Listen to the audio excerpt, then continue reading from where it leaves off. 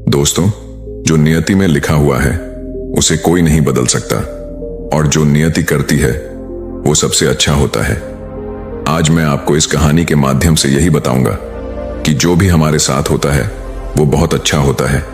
बस हमें उसे समझने की जरूरत होती है, चिंता बिल्कुल नहीं करनी होती है। प्राचीन समय की बात है। एक बार मृत्यु के देवता यमराज ने अपने एक दूत को धरती पर किसी के प्राण हरने के लिए भेजा, क्योंकि धरती पर एक स्त्री मर गई थी और उसी की आत्मा को लाना था। यमराज की आज्ञा पाकर वो दूत उस स्त्री के घर पहुंच जाता है, लेकिन जब वो देवदूत वहां पर पहुंचता है तो वो वहां का नजारा देखकर चकित रह जाता है। वो वहां पर ऐसा कुछ देखता है जिसे देखने के बाद उसकी आंखों से आंसू बहने लगते हैं। वो वहां पर देखता है कि एक स्त्री मरी हुई है और उसके 3 जुड़वा बेटियां हैं, और तीनों की तीनों बेटियां बहुत छोटी हैं। तीनों में से उसकी जो सबसे छोटी बेटी थी वो अभी भी उस मृत स्त्री के स्तनों से लगी हुई थी और एक बिलक बिलक कर रो रही थी, और तीसरी रोते रोते सो गई थी। उसकी आंखों से आंसू की धारा लगातार बह रही थी। उनके परिवार में उनकी मां के अलावा उनका कोई नहीं था, क्योंकि उसके पिताजी जो थे वो पहले ही मर चुके थे और अब उनकी मां भी मर चुकी थी। यह सब देखकर उस दूत समझ नहीं आया कि अब वो क्या करे। अगर वो स्त्री के प्राण हर कर ले जाए तो इन नन्हे बच्चों का ध्यान कौन रखेगा, और अगर वो नहीं लेकर जाएगा तो यमराज उसे दंड देगा। लेकिन उसे उन बच्चों का दुख नहीं देखा गया, इसलिए वो स्त्री के प्राणों को बिना लिए ही खाली हाथ यमराज के पास पहुंच जाता है। और वहां पहुंचकर उसने यमराज को बोला, मैं उस स्त्री की आत्मा को लेकर नहीं आ सका, आप मुझे क्षमा कीजिए। उस देवदूत की बात सुनकर यमराज को बहुत ज्यादा क्रोध आया। जब यमराज को क्रोध आया तो देवदूत ने उससे कहा, हे महाराज, शायद आपको वहां की स्थिति का पता नहीं है। अगर आप मेरी जगह होते तो शायद आप भी यही करते।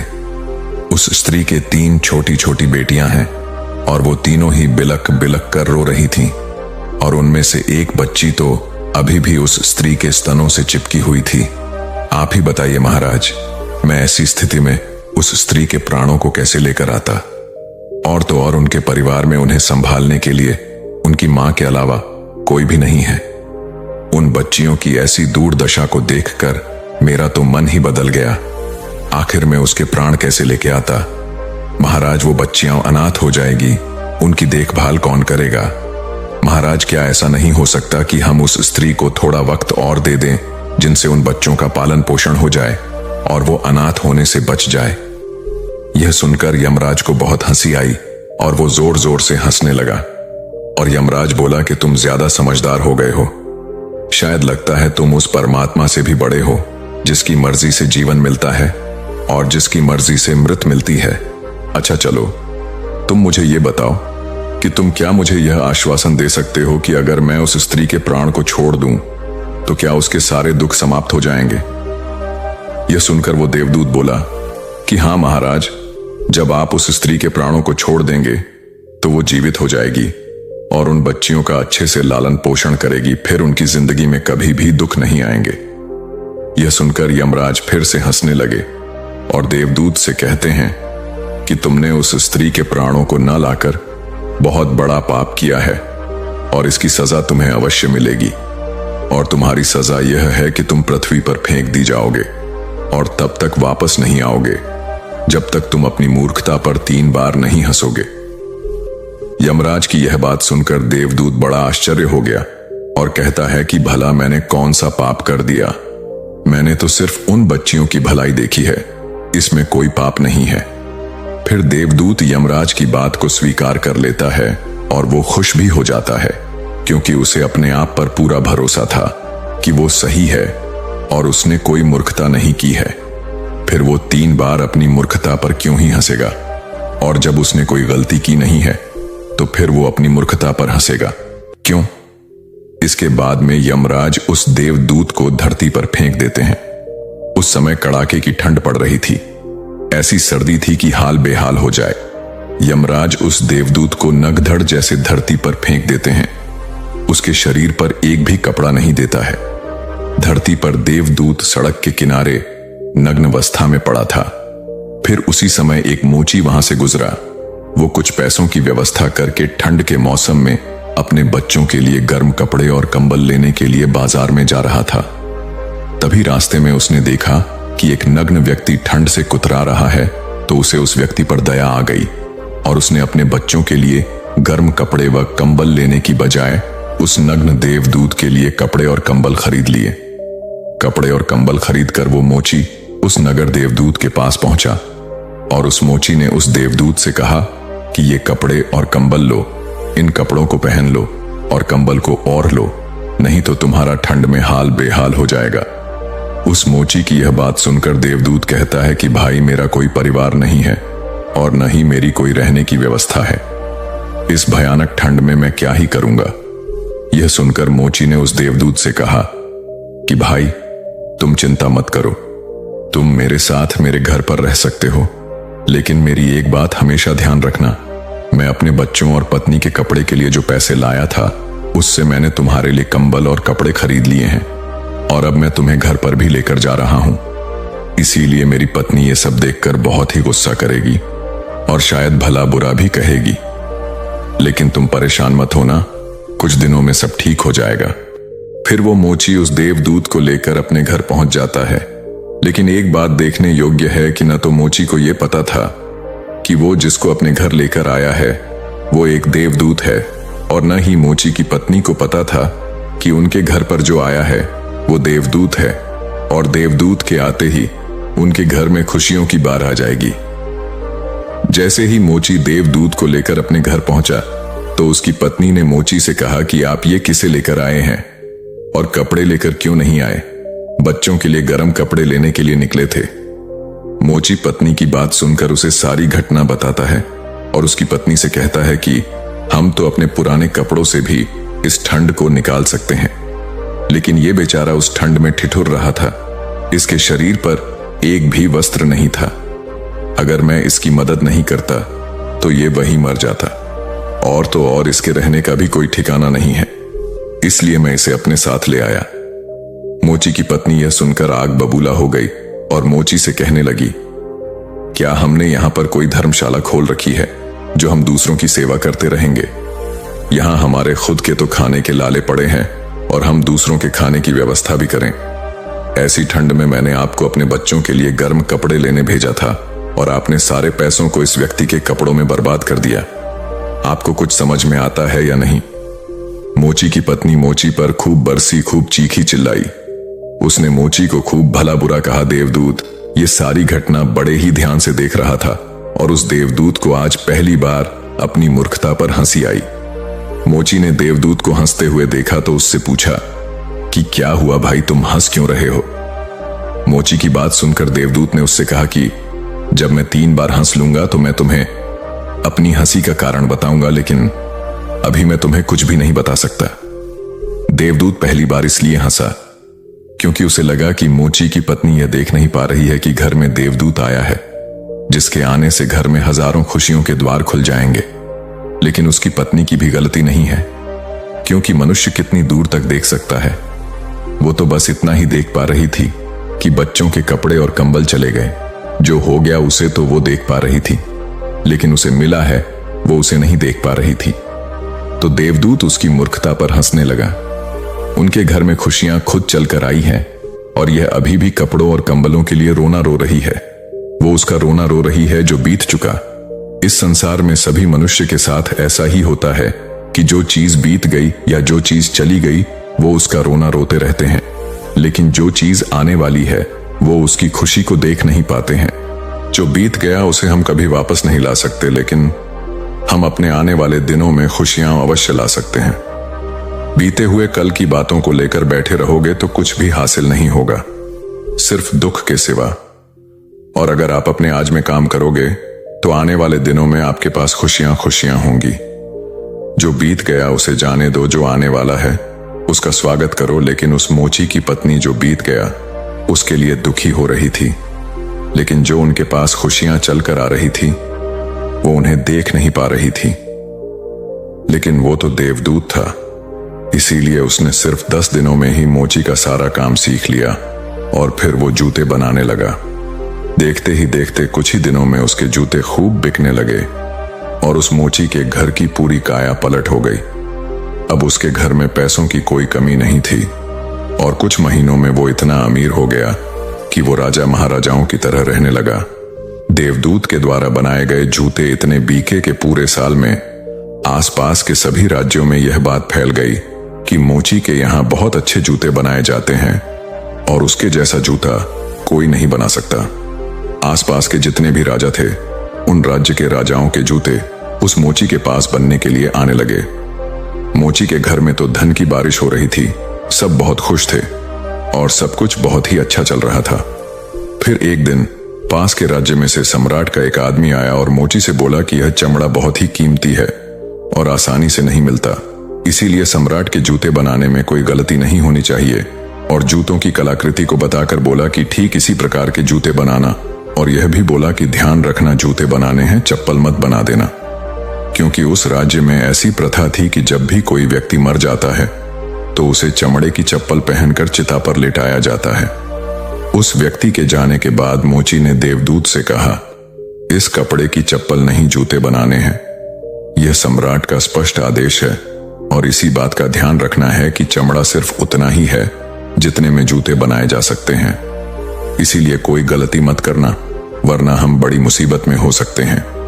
मोची के इतना समझाने के बाद भी उस देवदूत ने उस चमड़े की चप्पल ही बनाई।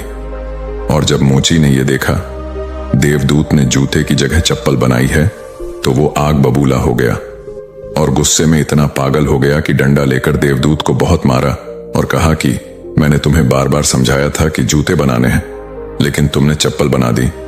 अब सम्राट हमें नहीं छोड़ेगा। तुम तो मरोगे मुझे और मेरे परिवार को भी फांसी लगवाओगे। इतना सुनते ही वो देवदूत जोर जोर से चलने लगा और उसी समय पीछे से दौड़ता हुआ हांफता हुआ उस सम्राट का आदमी आया और बोला कि भाई जूते मत बनाना, चप्पल बनाना, क्योंकि सम्राट की मौत हो चुकी है। इतना सुनते ही मोची के हाथ से डंडा छूटकर जमीन पर जा गिरा और उस मोची ने देवदूत के पैर पकड़ ली और उसे कहा कि भाई मुझे माफ कर, 2 बार मैंने तुम्हारे ऊपर आज हाथ उठा लिया, मेरे से बहुत ही बड़ी भूल हो गई। ये सुनकर देवदूत ने कहा कि कोई बात नहीं, मैं तो यहां पर अपनी सजा भुगत रहा हूं। देवदूत की यह बात सुनकर मोची ने कहा कि कौन सी सजा, और मैंने तुम्हें इतना मारा, उसके बाद भी तुम क्यों रहे हो?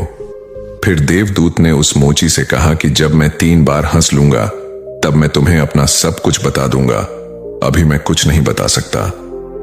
फिर देवदूत ने उस मोची से कहा कि जब मैं 3 बार हंस लूंगा तब मैं तुम्हें अपना सब कुछ बता दूंगा, अभी मैं कुछ नहीं बता सकता। इस संसार में मनुष्य उन चीजों के पीछे भागता है जिसकी उसे जरूरत ही नहीं है। भविष्य अज्ञात है, उसे कोई नहीं जान सकता कि आगे क्या होने वाला है। उसे सिर्फ और सिर्फ परमात्मा जान सकते हैं कि आगे क्या होने वाला है। जबकि मनुष्य अपने अतीत के अनुभव के अनुसार निर्णय लेता है और सोचता है कि पिछली बार मेरे साथ ऐसा हुआ था तो अब की बार भी मेरे साथ ऐसा ही होगा, जबकि आगे क्या होगा किसी को कोई पता नहीं। सम्राट जिंदा था तो उसे जूते चाहिए थे और अब वो मर गया तो उसे चप्पल चाहिए, क्योंकि भविष्य का हम में से किसी को भी कोई पता नहीं देता और हम ऐसी इच्छाएं जाहिर करते हैं कि भविष्य में ये होगा, भविष्य में वो होगा, भविष्य में मेरा जीवन ऐसा होगा वैसा होगा, और जो हम भविष्य को लेकर सोचते हैं वो बिल्कुल व्यर्थ होता है। हम सोचते हैं कि ये घटेगा, लेकिन वो कभी नहीं घटता, क्योंकि कुछ और ही घटना तय होता है। हमारी नियति भी हमसे ऊपर चलती है, लेकिन हम बेवजह ही हल्ला मचाकर रखते हैं। चाहिए चप्पल, लेकिन जूते बनवाते हैं। मरने का समय नजदीक आ रहा है, लेकिन हम जिंदगी को और जीने की कामना करते हैं और इच्छा अपने मन में पाल रहे हैं। बुढ़ापे में जवानी के शो करने की कोशिश करते हैं। फिर देवदूत को अपनी मूर्खता पर दूसरी बार हंसी आई और उसने सोचा कि मुझे क्या पता कि उन लड़कियों का भविष्य कैसा होगा, और मैं फालतू में ही महाराज से बहसबाजी कराया और बेवजह ही बीच में पड़ गया, और यही सोचकर उसे अपने मूर्खता फिर से हंसी आ गई। ऐसे ही दिन निकलते गए और कुछ वर्षों के बाद एक और घटना हुई। देवदूत मोची की दुकान पर बैठकर जूते बना रहा था। तभी वहां पर 3 जवान लड़कियां आईं और उनके साथ एक बूढ़ी औरत भी आई। उन तीनों लड़कियों की शादी होने वाली थी, इसलिए वो अपनी जूतियों की नाप देने आई थी। जब देवदूत ने उन तीनों लड़कियों को आता देखा तो वो उन्हें देखकर ही पहचान गया कि यह तो वही लड़कियां हैं जिन्हें वो मृत मां के पास छोड़कर आया था, और इन्हीं के कारण वो आज इस संसार में सजा भुगत रहा है। जब देवदूत ने उन लड़कियों की हालत देखी तो उनकी हालत देखकर लगा ये तो किसी बड़े घराने की लड़कियां हैं, और वो तीनों लड़कियां बहुत ही सुंदर लग रही थीं। फिर देवदूत ने उन लड़कियों से पूछा कि तुम्हारे साथ यह बूढ़ी औरत कौन है? देवदूत की बात सुनकर बूढ़ी औरत ने जवाब दिया कि यह मेरी पड़ोसन की लड़कियां हैं। बचपन में ही इनकी मां मर गई थी और ये बेचारी बहुत गरीब थी। इनके पास खाने को भी कुछ नहीं था। इसकी मां के पास तो इनको पिलाने के लिए दूध भी नहीं था। इनकी मां तो इन्हें दूध पिलाते पिलाते ही मर गई, और मेरी कोई औलाद नहीं थी। इसलिए मैंने इन तीनों बच्चियों को अपनी औलाद की तरह पाला, और अब इनका विवाहिक सम्राट के घर होने जा रहा है। देवदूत बूढ़ी अम्मा की बात सुनकर पूछने लगा कि अगर इनकी मां जिंदा होती तो ये तीनों बच्चियां भयानक गरीबी और भुखमरी में पली बड़ी होती, और उनका विवाह कभी भी धनी परिवार में नहीं होता, और न ही इस बूढ़ी औरत की सारी संपत्ति उनके नसीब में होती। इस बूढ़ी औरत की तो कोई संतान नहीं है, तो इसकी सारी संपत्ति की मालिक भी ये तीनों लड़कियां हैं। और फिर वो देवदूत अपनी मूर्खता पर तीसरी बार हंसा। उसने उन लड़कियों के लिए अब तक की सबसे सुंदर जूतियां बनाई, और मोची के आने पर उसे सारी बात बताई, और मोची से कहा ये तीनों कारण थे मेरे हंसने के। अब तक मुझे मेरी गलती की सजा मिल रही थी। अब मैं समझ गया कि नियति सबसे बड़ी है। ये जो भी करती है वो बहुत अच्छा करती है, लेकिन हम उतना ही देख पाते हैं जितना हम देख सकते हैं। जो हम नहीं देख सकते वो बहुत ही बड़ा और विशाल है, और जो हम देखते हैं वो स्पष्ट रूप से नहीं होता है। हम उम्र बाद का अंदाजा भी नहीं लगा सकते कि आगे क्या होने वाला है।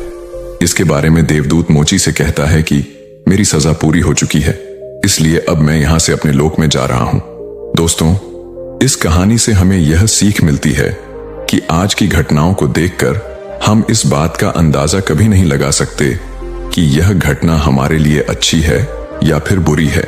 समय के साथ हमें सभी चीजों का उत्तर मिल जाता है। हम किसी भी चीज को देखकर अच्छा या बुरा नहीं कह सकते। महात्मा गौतम बुद्ध कहते हैं कि न ही अतीत के लिए पश्चाताप करो और न ही भविष्य की चिंता करो, बस अपने आज में जियो, क्योंकि वही एकमात्र तरीका है सभी चिंताओं से मुक्ति करने का। कल के लिए की जाने वाली चिंता आपके कल को बदले या ना बदले, पर वो आपकी आज की खुशियां छीन लेगी। चिंता एक ऐसी बीमारी है जो आपकी हर खुशी छीन लेती है। चिंता का कोई वास्तविक अस्तित्व नहीं है। चिंता ऐसा भाव है जो आने वाले भविष्य के डर से पैदा होता है। जिन बातों पर आपका नियंत्रण नहीं है, उन बातों के बारे में बार बार सोचना, बस यही तो चिंता होती है। और एक बार आप सोच कर देखिए कि जिन बातों पर आपका नियंत्रण नहीं होता है, जिन बातों को आप बदल नहीं सकते, उनके बारे में आप दिन भर चिंता करके क्या बना लेंगे। इस संसार में बहुत सारे लोग सारे दिन अपने आने वाले भविष्य के बारे में चिंता करते रहते हैं। मेरे भविष्य में पता नहीं क्या होगा, मेरा भविष्य कैसा होगा। भविष्य की चिंता करते करते वो अपने वर्तमान को भी संकट में डाल लेते हैं, जिससे न तो वो खुश रह पाते हैं और न ही अपने भविष्य के लिए कुछ कर पाते हैं। हम अपने आज में यानी कि वर्तमान में काम करके अपने भविष्य को सुंदर बना सकते हैं, लेकिन हम में से अधिकतर लोग अपने आज में सिर्फ भविष्य की चिंता करते रहते हैं। जीवन में जो भी समस्याएं आई हैं, उसके बारे में एक बार सोचना और उसका समाधान निकालना, यह बुद्धि का धर्म है। पर उसी समस्या के बारे में निरंतर सोचते रहना, यह एक बीमारी है। जब आपका मन किसी एक विचार पर अटक जाता है और फिर वही बात बार बार आपके मन में आती रहती है, तो ऐसे विचार आपकी हर खुशी छीन लेते हैं। चिंता का सीधा सा अर्थ है कि जो हुआ नहीं उसके बारे में सोचना। चिंता करके आप क्या बदल लोगे? लेकिन अगर आप सोचने की बजाय कुछ करोगे तो आप जरूर कुछ न कुछ बदल लोगे। लेकिन सभी लोग सिर्फ और सिर्फ कल के बारे में सोचते हैं, जिससे उनका कल का तो पता नहीं कि वो अच्छा होगा या फिर बुरा होगा। लेकिन ऐसा करके वो अपने आज की खुशी छीन लेते हैं। चिंता का एक दिन आपको एक हफ्ते से भी ज्यादा थका देता है। दुख बाहर की परिस्थिति में इतना नहीं होता जितना कि आप अपने मन में बिठाकर रखते हैं। कोई भी काम इतना कठिन नहीं होता जिसे कि आप नहीं कर सकते। लेकिन आप पहले ही उसके बारे में सोच सोचकर उसे इतना कठिन बना देते हैं कि फिर वो आपसे होता ही नहीं है। दोस्तों, कल जो होगा उस पर हमारा नियंत्रण नहीं है, इसीलिए अपने आज में खुश रहो और अपने आप से कहो कि जो भी हो रहा है वो मेरा नियंत्रण नहीं है और जो भी होगा उसे मैं अच्छा बनाऊंगा। मैं फालतू की चिंता करके अपनी जिंदगी को खराब क्यों करूं? मैं अपने आज में इतनी मेहनत करूंगा कि मेरा आने वाला कल बहुत ही सुंदर होगा। वीडियो देखने के लिए बहुत बहुत धन्यवाद। अगर आपने इस चैनल को सब्सक्राइब नहीं किया है तो जल्दी से चैनल को सब्सक्राइब कर लें।